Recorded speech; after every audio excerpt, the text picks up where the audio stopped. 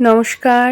আজকে আবার একটা ও বাড়ির ভিডিও নিয়ে চলে এলাম তোমাদের সাথে শেয়ার করার জন্য। ভিডিওটা করেছিলাম ডিসেম্বরে, বাবির পরীক্ষার পর যখন ও বাড়ি গিয়ে কদিন ছিলাম তখনকারই লাস্ট দিনের ভিডিওটা। সেই দিন এসেছিল জামাই, তাই জামাইয়ের পছন্দে রান্না হয়েছিল ভেজ ডাল, পোস্ত দিয়ে আলু ভাজা আর মাটন কষা।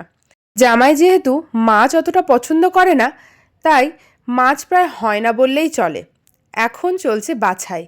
আলুগুলো মা বেছে বেছে সাইড করে রাখছে, আর যে পিসগুলো বেশ দেখতে শুনতে ভালো সেগুলো একটু সাইড করে রাখছে, জামাইয়ের পাতে দেবে বলে কথা। তো আমি কিন্তু খেতে বসে পড়েছি।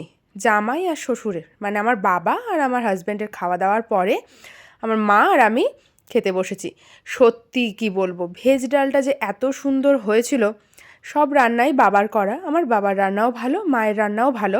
তবে একটাই পার্থক্য, আমার মা অতটা তেল মশলা দিয়ে কষিয়ে বসিয়ে রান্না করে না, কিন্তু তাও যেন মায়ের হাতের রান্নার একটা আলাদাই স্বাদ পাই।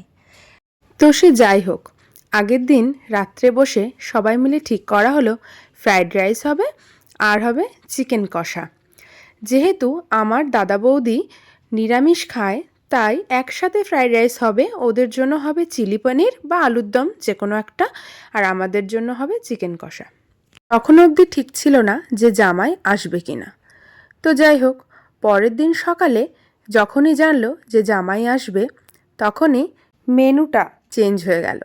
তারপর এটাই হলো ভেজ ডাল, মানে ফ্রাইড রাইসের ভেজিটেবলগুলো ডালে চলে এসেছে, আর চিকেনের জায়গায় মাটন হয়েছে। একটা জিনিস মিলিয়ে দেখবে, বাবার বাড়ি হয়তো হাতে ৩-৪ দিন সময় নিয়ে গেছো থাকবে। প্রথম যেদিন গেলে সেদিনকে ডাল হলো, ডিম হলো, কিংবা মাছ হলো। দ্বিতীয় দিনও তাই হলো। তারপর হয়তো চিকেন হলো কি মাটন হলো।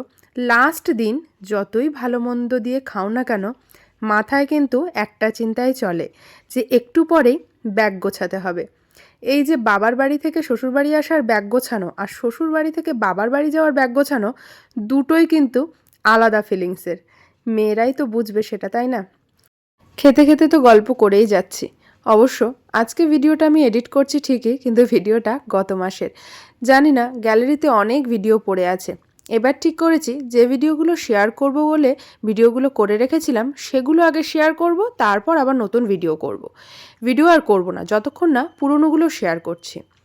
ধনেপাতার চাটনি হয়েছিল, লেবু দিয়ে আমলকি দিয়ে ধনেপাতার চাটনি। এই চাটনিটা বাবা নিরামিষ করে, যাতে রেখে রেখে খাওয়া যায়। আর এমনিতেও ধনেপাতা চাটনি অনেক দিন ধরে থাকে, ফ্রিজে রেখে দিলে এয়ারটাইট কন্টেনারে বেশ কয়েকদিন থেকে যায়। তাই দিয়ে একটু মাংসের আলু দিয়ে মেখে খাচ্ছি, সাথে কিন্তু স্যালাড ছিল। আজকের ভিডিওটা কেমন লাগলো অবশ্যই জানিও। সবাই ভালো থেকো, সুস্থ থেকো, টাটা।